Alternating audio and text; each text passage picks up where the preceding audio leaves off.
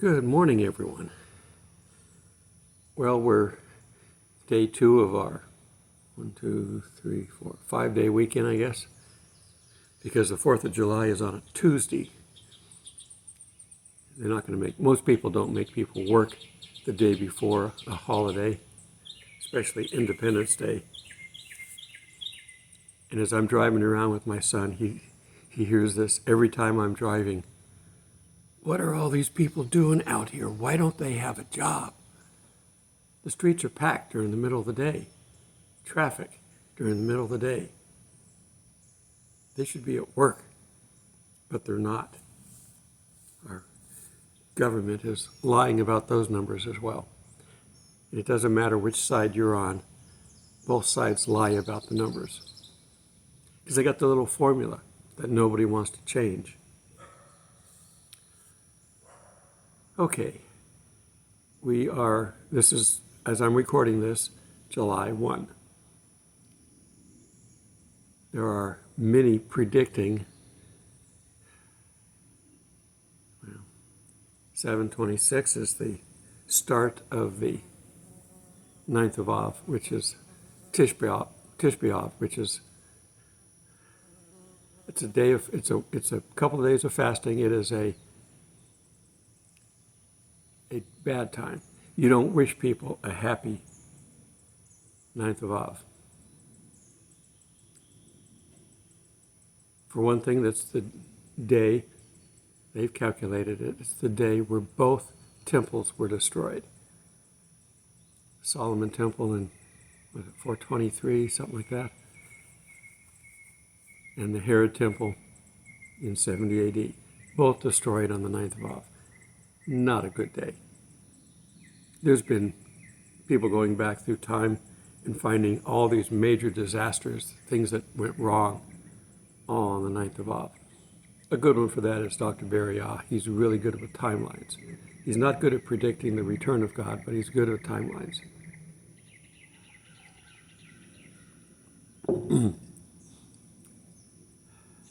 So everyone's excited this month as they enter it because they're thinking this is going to be it. This would be it. We're also supposed to get, every time I come out here, I'm inside my tent where I'm running. I either run my fan or my air conditioning, and it's got a dehumidifier built into it. I have to run a hose out the tent, take the water out. I come out here and it's just the humidity hits me. I mean, I'm up. I'm not sleepy. I'm not trying to get the sleep out of my eye. And just the humidity in the morning, especially this dew on the grass. We had a good rain yesterday, a strong front. The wind came from the side. Normally comes from the end of my tent. It came from the side, and it was collapsing the tent. My tent does not have another rabbit trail here. On the corner of the tent, there's a lanyard that goes out. You're supposed to tie it off to hold the tent. And the bottom is tied to the ground. Well, if the wind hits it just right, it can twist it. Well, the rope isn't strong enough to keep it from collapsing because it's designed to run out at an angle at a 45, and it's trying to hold both directions. I think what I'm going to do is go get some more rope, and I may have some already in my bucket. I think I need more stakes though. And I'm going to take that from going off at a 45, and I'm going to tie a second line to it, and they're both going to go off perpendicular. One towards the end, one towards the side. And do that on all 4 corners. That's all I can do. It's a tent. It doesn't handle 60-mile-an-hour winds gusting, which is what we had at the beginning of that front. And I stepped through the door again. When I mean step through the door, I don't open the door all the way to step out. You step over, because the zipper comes down, you step over the flap. I miss sometimes, and I step, and my foot goes right through the door fabric. It's not very well built. These are not tents that you would build to live in permanently. They're designed for weekend warriors that maybe go out 12 times a year. So they're not strong. And I've stepped through it. This is my 5th or 6th time that I've stepped through the door. I have to get my needle and thread out and sew it back. This is how we start our day, with opportunities. You can't do anything but laugh at it. It's an opportunity. I've got a seam coming loose on my relatively new jeans. And that's the problem. They're relatively new. Things aren't built the way they used to be. There's a seam coming loose. I got to sew that. So, yeah, I know how to sew. I don't have a machine. It's all hand done. And I have to take the needle and the thread and go up in front of the light. I have a nice bright little light in there. It's for the nighttime, but I have to thread it in front of the light so I can see the hole. That's with my glasses on. I don't need glasses to see distance, but I need them to read, to magnify up close. So I've got 2 sewing projects. After this weekend's over, I'm going to put my boat in the water, get the fishing poles out, and see if we can catch anything. The reason I want to get a boat out there is that near the shore it's very shallow. Kids go out there and swim in the shore. There were 3 or 4 of them out yesterday. So it's not very deep. You're not going to find big fish there. The big fish will be in the deeper currents. All right. So I'm going to cover something that I've covered before, and the way I know I've covered it before, and you should be the same way. If my Bible is marked up as I'm reading, I've read that before and I've marked it up. This is, for me, I'm not like Beria. You ought to see his Bible.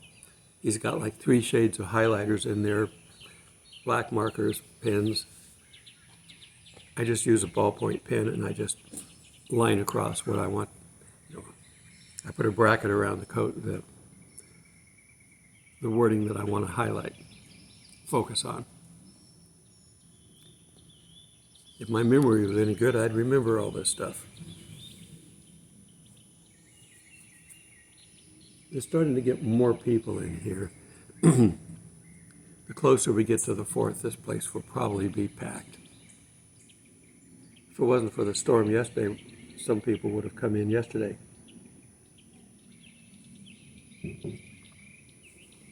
We're supposed to have some rain. The rain was good. It cooled things off. I'm having issues with I'll get to the study, don't worry. I'm having issues with my power usage. When we split the 2 tents, I had to separate. My son gets one power cord, I get the other. There's only 2 15-amp breakers. So I've lost half of my power. So I'm having to run my air conditioner on the same line as everything else. Pretty much it takes 99% of the power. Anything else comes on and it can trip the breaker.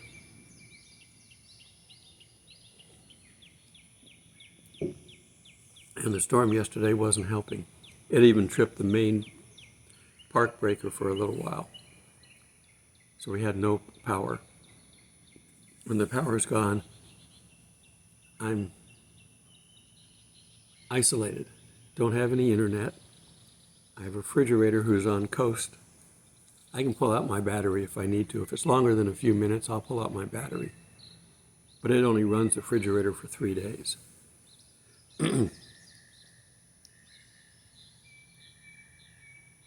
These are the things that I'm dealing with in these end times.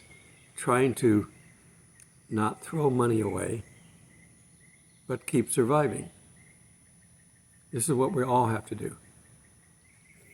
We're going to be dealing with food shortages. We're going to be dealing with all kinds of things. The digital currency is supposed to go into effect this week. not this week, this month. Is it the 23rd, something like that?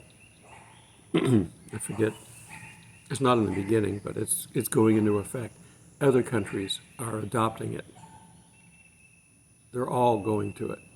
It's part of the one world order. My channel too, by the way, while we're talking about things that are going wrong, the views on my videos are going down. Now, those of you that are loyal and stay with me and keep commenting are telling me that everything's okay. So it's not me, it's not the topic, it's the filters. I don't know what, I don't want to go into the filter and put hashtags in there for LGBT or any of the woke stuff, that the garbage that's going on. I'm not going to put filters in like that to get them to let me have my videos up. But I do need your help to do that. If you watch my video more than 5 minutes, you are obligated to click the like button. You have to. It's the only way that YouTube can overpower the filters. Popularity. If you like something, it tells YouTube to give it a little bit more showing, because they're making money off of it. Only reason my channel's monetized, the only reason, because I don't need the money on a daily basis to survive. Money is helpful, and I appreciate those that have given. But I will do this without it. I can do more. I can be more comfortable as I'm doing these, because I can eat and put gas in my car. But it's not important to the point where I will stop doing these. I'll stop doing these when I feel that I'm no longer reaching an audience. And I'll go to my secondary, and I'll spend the time to build them up. I'm on Rumble. That's where the videos go. All my videos go there, but every other one has got marked as pending, so I don't know why they're doing that, and you can't see them if they're pending. I get to have a backup copy in case YouTube takes my site down.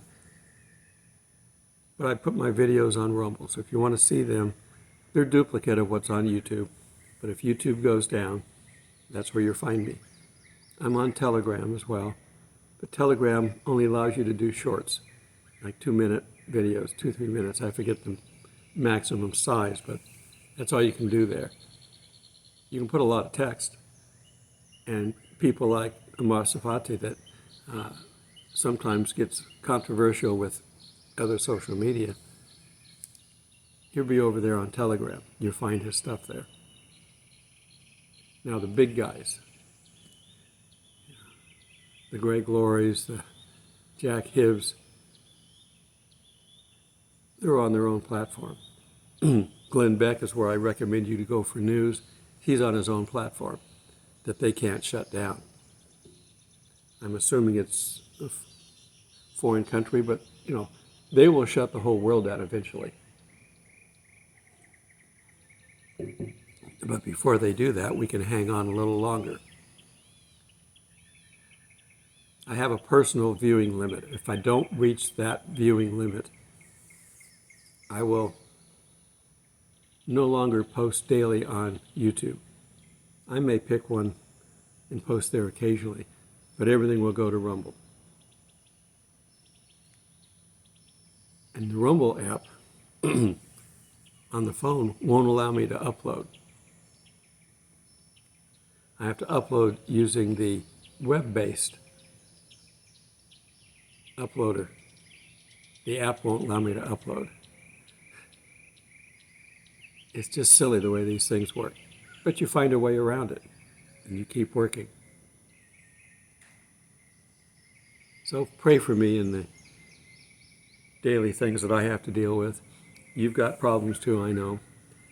I pray for everyone that follows me and watches these videos, that you find pleasure and enjoyment out of them, knowledge, and that you can get through the daily issues with a smile. It can't be much longer. I don't know that I agree with some that are saying that it's got to be the 9th of Av coming up, but it's got to be soon. All right, I've used up pretty much half of my video jibber-jabbering. So I'm going to do a rehash of old information. What about these times? What's coming? And what does it mean? And that's the key. What does it mean with these things that we're reading? Because people interpret these things differently. Somebody can take a verse that says one obvious thing and twist it to say just the opposite, or pull it out of context. If you pull something out of context and it doesn't agree with something else that's in the Bible, your contextual feeling about that is wrong. The Bible backs up the Bible. The sun's just come up and hit my face and the camera doesn't know how to light it. I've got my light up, but the sun's brighter. Okay. We're going to read out of Matthew 24. I'm going to go ahead and start in verse 1, but what we want to get into is coming up after that, but to keep you in context. And Jesus went out and departed from the temple, and his disciples came up to show him the buildings of the temple. Herod wanted a legacy. That's why he spent all this money on these buildings. He built his temple for himself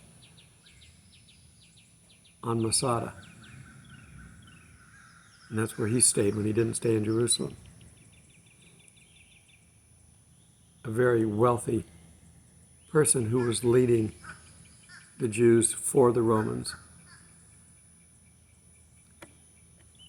I may have to switch sides, because that is so bright it is making my face dark. Let me see if I can do this. I think I have to.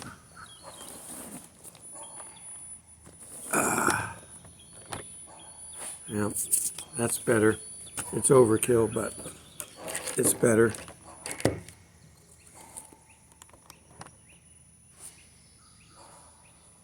Okay. I thought I would have got further along before the sun came up.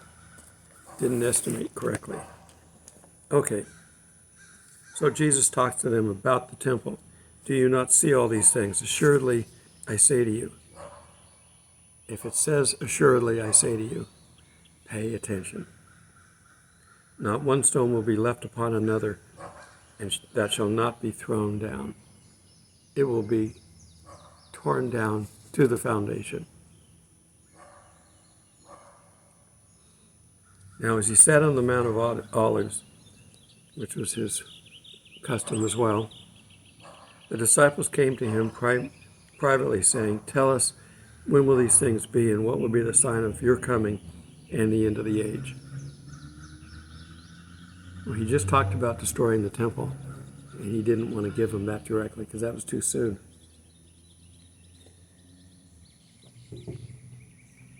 But he's going to help set up the end of the world to them. Now, this was in 30 AD. The temple was destroyed 40 years later, roughly, on the 9th of Av. But he's going to jump ahead. And Jesus answered and said to them, take heed that no one deceives you, for many will come in my name. He won't be around, so there will be many that claim to be him, saying, I am the Christ, and will deceive many.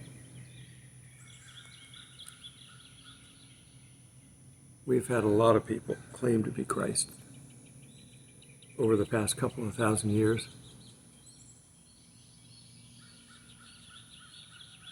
And they've never led the people in the right direction. Many of them to death. Jim Jones would be a good example.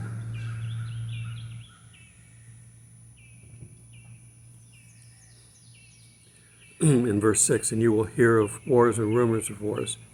See that you're not troubled. He pauses his thought of all these things that are going to happen. See that you're not troubled. Don't worry. I know about these things. And if you're still here, I'm with you.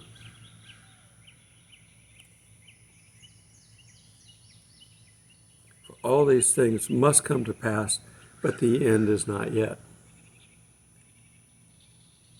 For nation will rise against nation, kingdom against kingdom, and there will be famines and pestilence and earthquakes in various places. And these are just the beginning of sorrows. Sorrows was a polite way of saying labor pains. And they will deliver you up to tribulation and kill you, and you will be hated by all nations for my name's sake. Most of the world doesn't like Christians or Jews. The United States has been a fair haven for those. Everybody comes here for opportunity and freedom. But pretty soon, there's no reason to come here. In fact, I'm warning against it now, because we're going to get, one, harder restrictions on us than we've ever had before, and people aren't going to be used to it. And two, we're going to get judgment. The United States is not mentioned in the Bible. The strongest country in the world, the Christian country in the world, and we were founded by Christians, despite the lying Satanists that are out there that say otherwise. We were founded by Christians. It doesn't say separation of church and state in the Bible.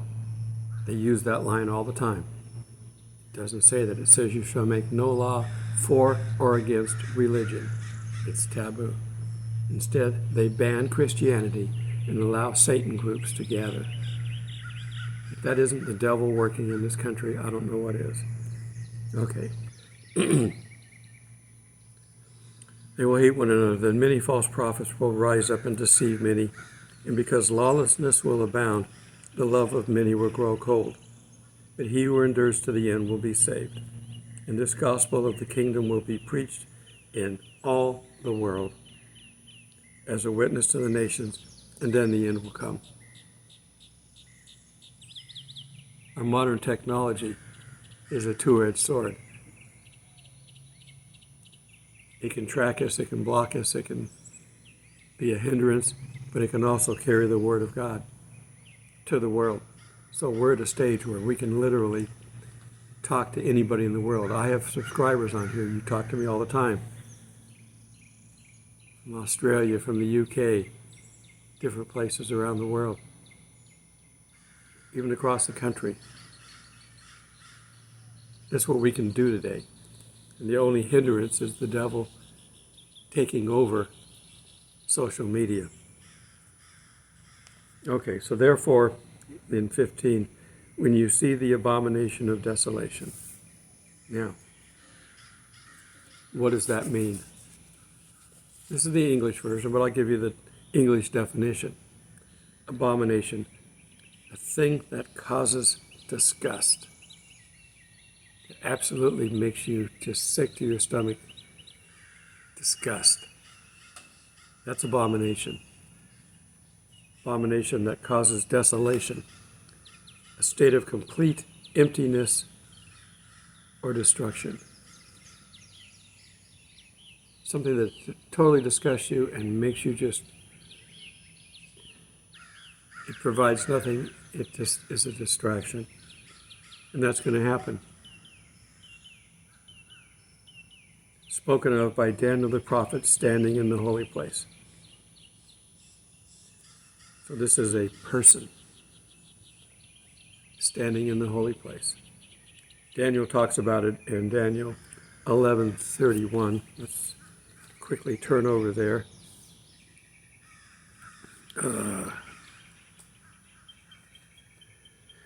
And forces will be, or shall be mustered by him, and they shall defile the sanctuary fortress. Then they shall take away the daily sacrifice and place there the abomination of desolation. They're going to place something in the temple that's going to be disgusting and empty. An image of the beast? Perhaps. The beast himself? Perhaps. He's going to want to sit on the throne. He's going to claim to be the Antichrist, or claim to be the Christ, so he's the big A Antichrist. That's coming, but that's midway through the 70th week of Daniel. The 7-year period, it's in the middle.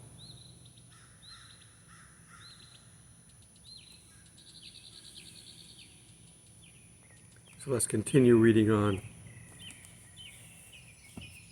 Let whoever's on the housetop not go down and take anything out of the house. And let whoever's in the field not go back and get his clothes. Something big's coming. But woe to those who are pregnant and to those who are nursing babies in those days. It's going to be hard. You're going to have to flee. And pray that your flight may not be in the winter or on the Sabbath. They had travel restrictions on the Sabbath. They're only allowed to go so fast, so far.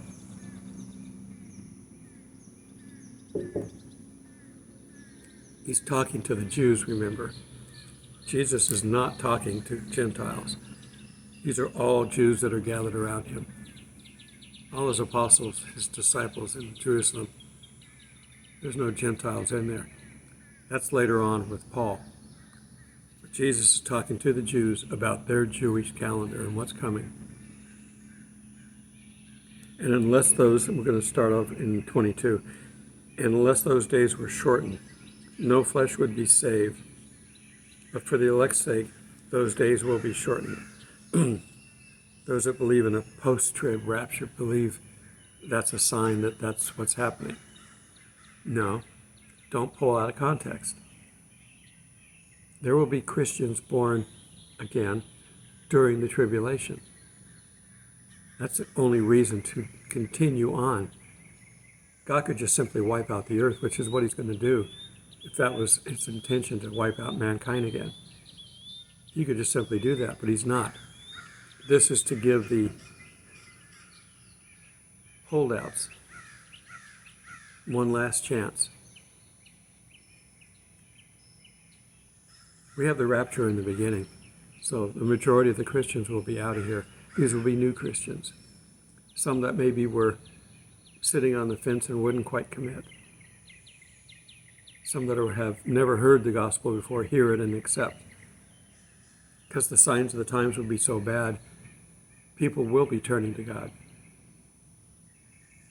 Then if anyone says to you, look, here's the Christ, or there, do not believe it, for false Christs and false prophets will rise and show great signs and wonders to deceive, if possible, even the elect, even the Christians could be deceived by these signs and wonders. Say, I've told you beforehand. Therefore, if I say to you, look in the desert, do not go.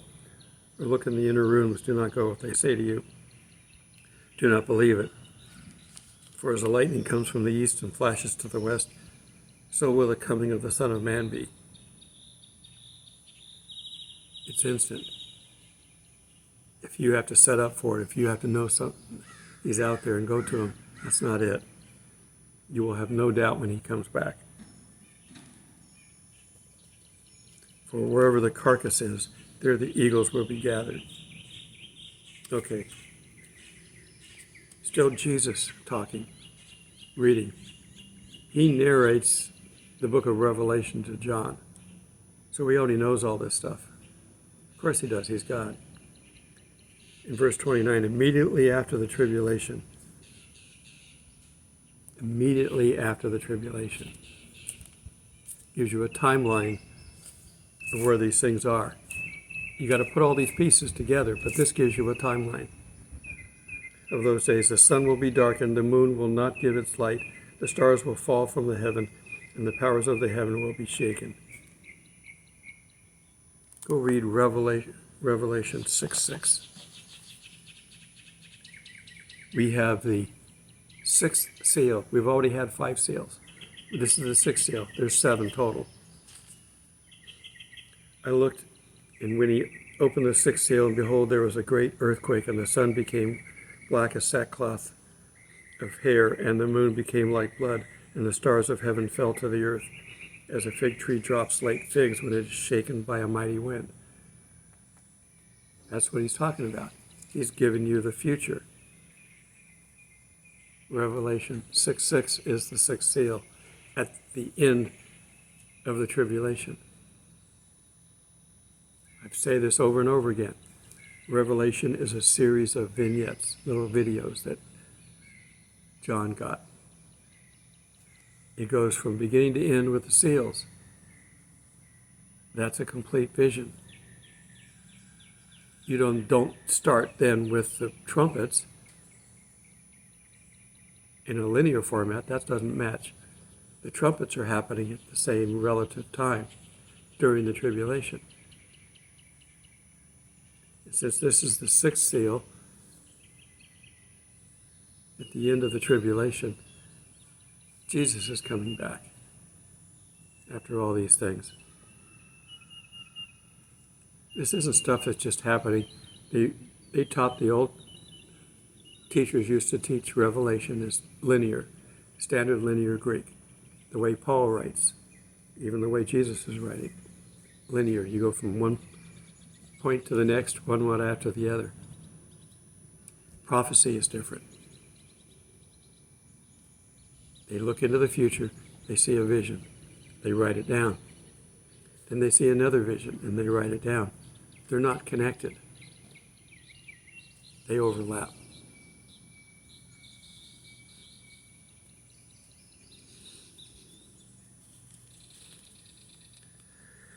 Let's see. Then a sign of the Son of Man will appear in heaven, and then all the tribes of the earth will mourn, and they will see the Son of Man coming on the clouds of heaven with power and great glory, and he will send his angels with a great sound of a trumpet, and they will gather together his elect from the four winds, one end of the heaven to the other. That would be the final rapture. There are three raptures in the Bible. The pre-trib. This is the post-trib that they talk about. But there are three. They're describing one side of the elephant. If they walk around a little bit, they'll get a different view. You got to put all these pieces together. Revelation 12 covers the first one. We're going to be rescued from the devil. Now learn this parable from the fig tree.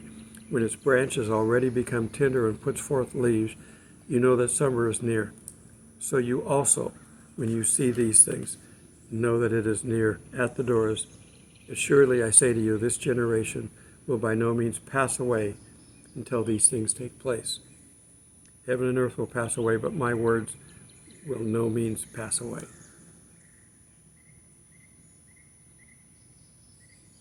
This earth that we live on is temporary. We're temporary. More temporary than the earth from the human point of view, but we have eternity as Christians, so don't let this little bit of time bother you.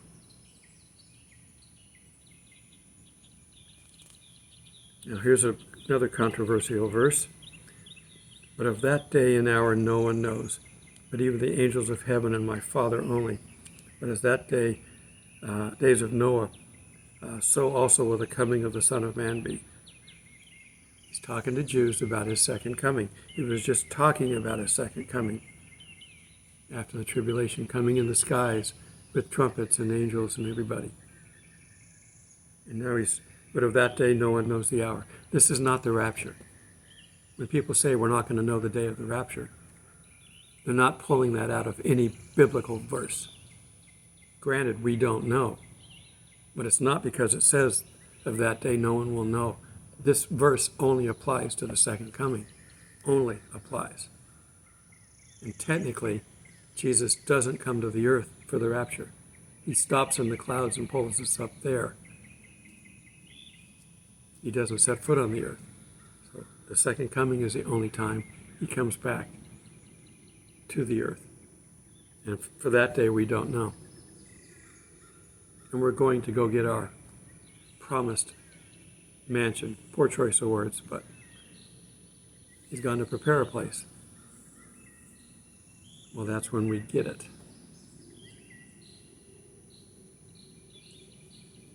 And it's not until Revelation 22, 21, 22 that we see the wedding feast in the New Jerusalem. They're not celebrating on the rapture. Why would you celebrate ahead of the tribulation? You wouldn't celebrate. It's inappropriate. You celebrate when it's over. And it's not over yet. All right. I think I've gone longer than my normal time because I talked too much in the beginning. We know this is coming. This is Jesus talking. If you don't take his word for it, throw the Bible out and go be it in another religion, and you can join Satan and his group later on. This is Jesus telling us the future. He says, don't be troubled. So don't be. Have faith in him. Don't worry about it. In this life, we will have tribulation. You will have issues to deal with in this life. You have to learn to deal with them. God will give you the strength or a resolution. He always takes care of us. If you're enduring something and you don't like it, ask God for patience and strength. But strength comes from the fire sometimes. You have to temper metal to make it strong. You just hammer out a sword. You hit a rock and it'll shatter. So you temper it. Pushes the molecules tighter together. So it becomes harder. Then you can hit the rock and it won't shatter. It's not good to hit rocks with swords, but it shows you how strengthening can help. And we are to use the sword, the Word of God. It will cut. People will find pain in the Word of God. Why?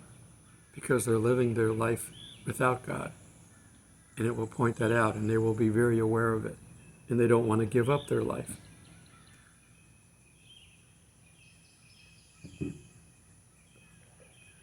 Remember the rich young man who asked Jesus, what do I got to do to get to heaven? And Jesus said, sell everything you have and follow me. My only question to Jesus would be, do I have to sell everything? Can I just give it away? Can I just leave it and start walking with you? I don't even want to sell it. I've got stuff in my storage unit I should be getting rid of. I'm spending money on my storage unit that I shouldn't be, because I don't think I'm ever going to go back in a stick and brick home again. I like what I'm doing, and I think we're getting close to the end. Hang in there. God is with us always. Till we meet in the clouds. God bless.